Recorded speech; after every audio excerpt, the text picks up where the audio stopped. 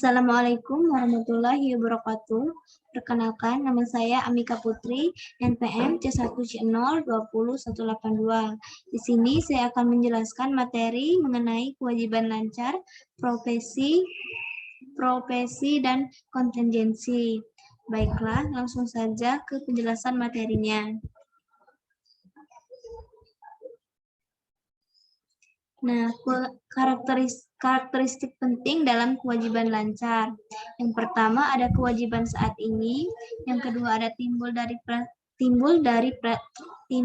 peristiwa masa lalu, dan yang ketiga menghasilkan arus keluar sumber daya, misalnya uang tunai, barang, dan jasa.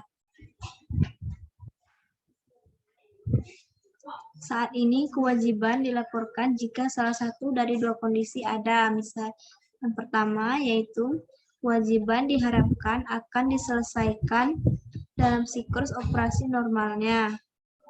Yang kedua, kewajiban diharapkan akan diselesaikan dalam waktu 12 bulan setelah tanggal pelaporan. Siklus operasi itu sendiri adalah periode yang berlalu antara perolehan barang dan jasa dan relasi kas akhir yang dihasilkan dari penjualan dan penagihan selanjutnya.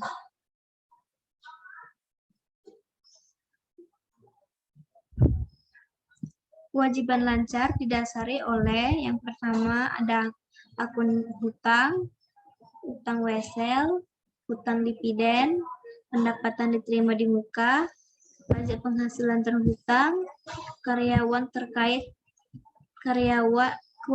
terkait karyawan. Nah, di sini ada akun hutang dan hutang wesel. Kalau akun hutang yaitu saldo yang terhutang kepada orang lain untuk barang, persediaan, atau jasa yang dibeli dengan akun terbuka, yaitu waktu jeda antara penerima jasa atau perolehan hak atas aset dan pembayarannya, dan pembayaran dan persyaratan penjualan. Misalnya 2/10, N/30, atau 1/10. EOM biasanya menyertakan periode kredit yang diperpanjang, biasanya 30-60 hari. Kalau hutang wesel, yaitu janji tertulis untuk membayar sejumlah uang pada tanggal tertentu di masa depan, misalnya timbul dari pembelian, pembayaran, atau transaksi lainnya. Wesel diklasifikasi sebagai jangka pendek atau jangka panjang, dan wesel dapat berbunga atau tanpa bunga. Nah, di sini kewajiban jangka pendek diharapkan dibiayai kembali, mengecualikan dari kewajiban lancar jika keduanya dari kondisi berikut terpenuhi. Yang pertama, harus bermaksud untuk membiayai kembali kewajiban tersebut secara jangka panjang. Yang kedua, harus memiliki hak tanpa syarat untuk menunda penyelesaian liabilitas setidaknya selama 12 bulan setelah tanggal pelaporan.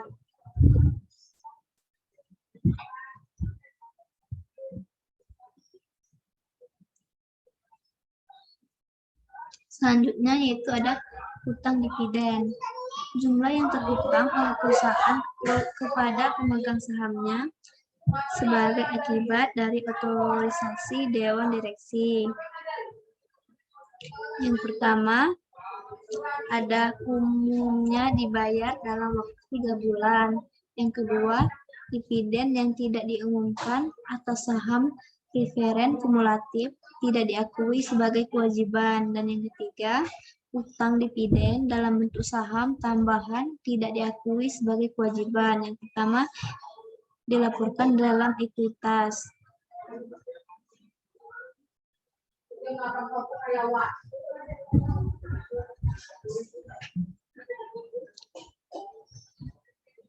Selanjutnya yaitu penjualan dan pajak pertambahan nilai hutang.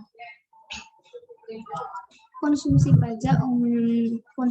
pajak umumnya baik yang pertama yaitu pajak penjualan, dan yang kedua pajak pertambahan nilai atau PPN. Tujuannya adalah untuk menghasilkan pendapatan untuk pemerintah. Kedua sistem menggunakan metode yang berbeda untuk mencapai tujuannya masing-masing.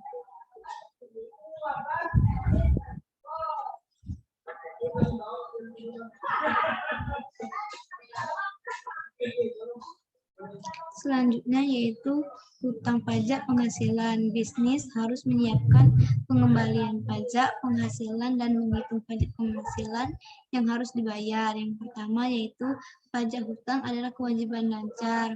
Yang kedua, korporasi harus melakukan pembayaran pajak secara berkala. Dan yang ketiga, perbedaan antara penghasilan kena pajak dan penghasilan akuntansi kadang-kadang terjadi.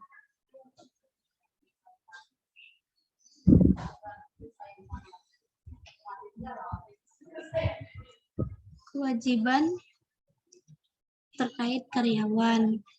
Jumlah yang terhutang kepada karyawan untuk gaji atau upah dilaporkan sebagai kewajiban lancar.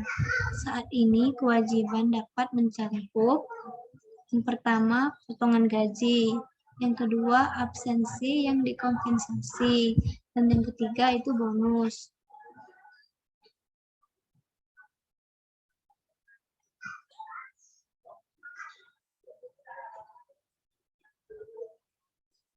Di sini ada persediaan adalah kewajiban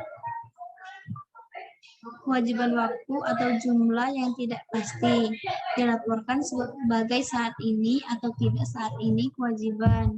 Jenis umumnya yaitu yang pertama kewajiban yang berhubungan litigasi, yang kedua garansi atau garansi produk, yang ketiga rekonstruksi bisnis, yang keempat kerusakan lingkungan.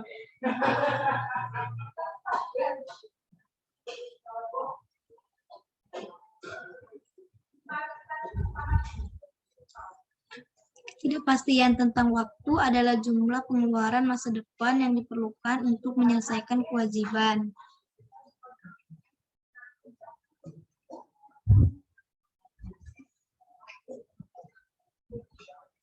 Jika perusahaan memperoleh beban dan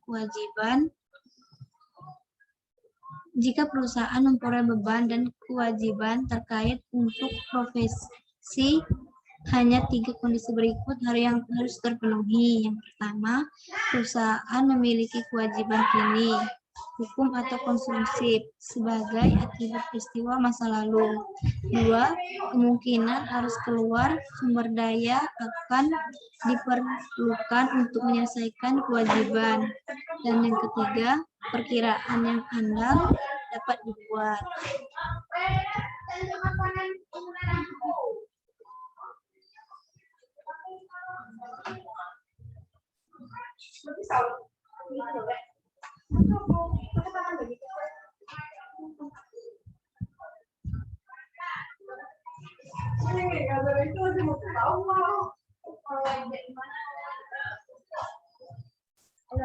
Kewajiban konsumsi itu sendiri adalah kewajiban yang timbul dari tindakan perusahaan, di mana yang pertama yaitu dengan pola praktik masa lalu yang mapan, kebijakan yang diterbitkan, atau pernyataan terkini yang cukup spesifik.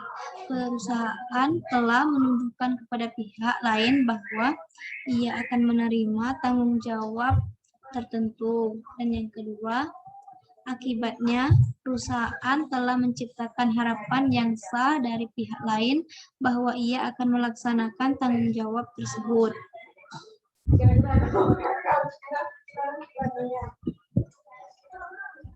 Demikianlah penyampaian materi dari saya.